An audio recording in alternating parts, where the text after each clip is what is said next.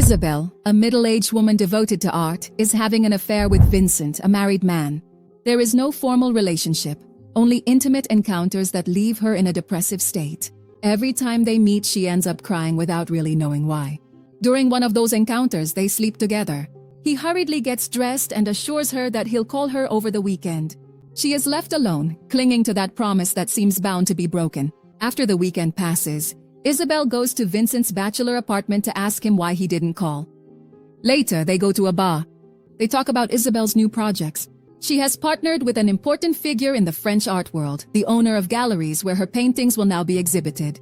The partnership gives her visibility and opportunities. Vincent interrupts the moment and mentions that this new boss had an affair with Isabel's ex-husband. She doesn't believe it, but he insists. Doubt creeps into Isabel, and she becomes angry as she suspects a past infidelity. The suspicion taints her happiness and destabilizes her creative drive. To change the subject, Isabel asks Vincent about his work as a banker. He repeats that he doesn't like it, that the only good thing is the money. He says that being a banker isn't special like being an artist, and that's why he admires her. He confesses that he's crazy about her but assures her that he'll never leave his wife because she's extraordinary. He asks that they keep a casual relationship without any drama. At home, Isabel breaks down in tears. She complains about her love life and wonders if it's really that hard to find true love. She wants respect, closeness, and reciprocity, not to feel used. She doesn't understand why painful stories keep repeating in her life.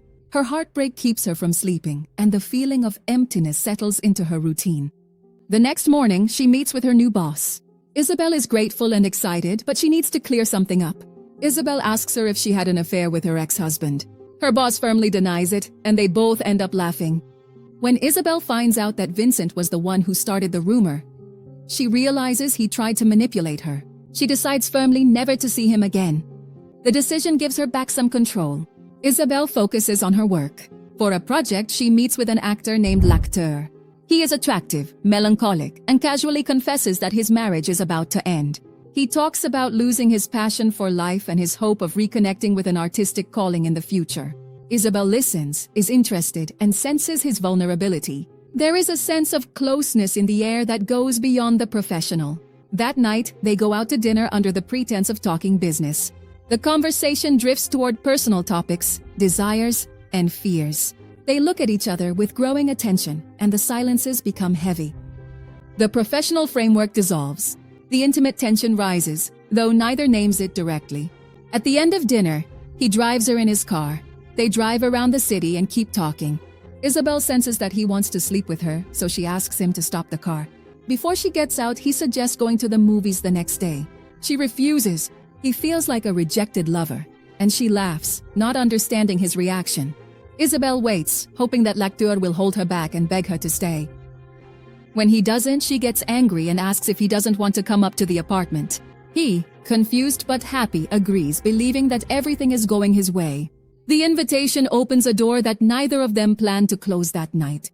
Inside the apartment, at first they just talk in the living room. The conversation fades and desire takes the place of words. They end up sleeping together. Isabel is left satisfied and elated, her face lit up with happiness. Lacteur leaves afterward to return to his wife and children. For her, pleasure is now tied to an absence that weighs heavily. The next time they see each other, he acts like a proper man at work and tells her they won't be intimate again. A tear slides down Isabel's cheek. Lacteur confesses that he talked to her about his existential and marital problems as a tactic to seduce her. He pretends to be confused and says he doesn't know why he seduced her. It seems like the end of that relationship. Rejection does not close what was opened. A few weeks later, Vincent returns from a business trip and shows up at Isabel's apartment with a bouquet of flowers. He asks for another chance. She, tired and hurt, throws him out while insulting him. The door slams shut. The past persists, but she pushes it away. Shortly after, Lacteur regrets it and looks for her. He says that what they experienced was unique, that it would be a waste to end it. Isabel plays hard to get and says she doesn't want to be with him. She keeps her distance, but her heart doesn't follow. His persistence rekindles what they try to extinguish. At first, Lacteur keeps his distance. Then he decides to approach Isabel and seduce her with whispers in her ear. He believes she's about to fall into his arms. The truth is that she is deeply in love, but she wants him to beg her to be together. Since he doesn't, she exclaims that she wants him to contradict her, that when she says she doesn't want to, she actually does. The emotional confusion drags them into ambiguous territory. Taking her words, Lecter kisses her.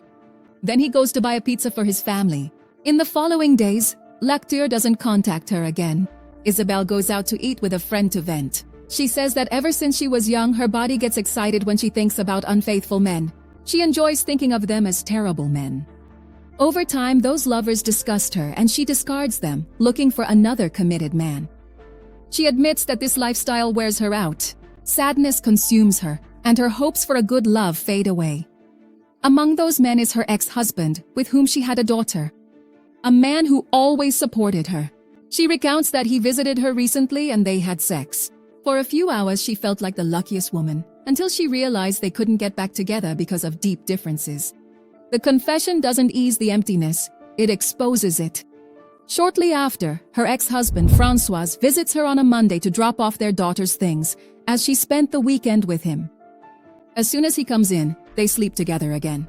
Habit brings them together for a moment, but it doesn't solve anything. The house keeps silent about what neither of them dares to say. On another occasion, Isabel travels with colleagues and her boss to a rural area in search of artistic inspiration. The landscape soothes the others, who chat about art and go for walks. She, on the other hand, remains irritable, tense, disconnected from the group's enthusiasm. Her discomfort grows with every step. Suddenly, she yells at her companions. She lets out her frustration at the top of her voice. Everyone is left stunned. The revealed anger leaves a heavy silence. Later, they go to a bar. Isabel exchanges glances with a man she finds very attractive. Mutual attraction sparks in seconds. They approach each other cautiously. The encounter opens up a new detour. Within minutes, they are dancing very closely. The music sweeps them away and they end up having an affair. Once again, impulse leads her. She seeks warmth, still unsure if there will be a tomorrow. However, the man remains distant. He doesn't include her in his personal life. Isabel feels isolated and rejected. Aware that she needs a lot of attention, he decides to end the relationship. Another door closes without lengthy explanations. The following week, François tells her that his daughter said she hears her crying at night. He says it doesn't seem healthy and recommends she see a psychologist. He adds that otherwise they'll have unnecessary problems. The call to seek help resonates. A month later, Isabel goes out with a coworker, Mark. He is also in a relationship and has children. He doesn't seem very interested, but when she takes his hand, he kisses her. Intrigued, Isabel asks why he did it. He replies that it was because she took his hand. She understands it as a gesture of courtesy. He denies it. He insists that he finds her fantastic. Thirsty for affection, Isabel begs him to stay by her side. Mark suggests they go out when he returns from a trip on the condition that there be no drama or pressure. For her, that minimal promise is enough to keep hope alive. The year ends and Mark is still traveling. Isabel decides to see a specialist before starting a new romance. She seeks out a radiesthesist, a professional who uses a pendulum to sense the energies of places, objects, or people, with the intention of glimpsing part of the future. Isabel opens her heart. She wants to improve her relationships and find out what awaits her. She gives him the actor's photograph to find out if he will come back. The specialist says that the actor will want to come back, but he is not suitable for her as a partner. Isabel understands this, but she is happy at the possibility of seeing him again. He insists that he is not the right man for her, and that someone else will come along later. Isabel thinks about her colleague and tells him a little about him. The expert replies that he is not the right one either. The consultation becomes a mirror of her patterns. After the analysis, the dowsing specialist concludes that Isabel attracts types of men who are not good for her. He assures her that she will meet a good man, authentic and intelligent, but warns that she will be in an emotional transition. He strongly urges her not to let herself be used and to avoid being intimate with anyone who approaches her. Isabel repeats her question. Do you want to know if Lecter will come back? He answers yes. She feels happy again. Finally, the specialist asks her not to get lulled by the future, to take care of herself, and to remain open to meeting new people. Isabel nods and smiles, convinced that she can get out of her bad streak, even though the road is still full of doubts.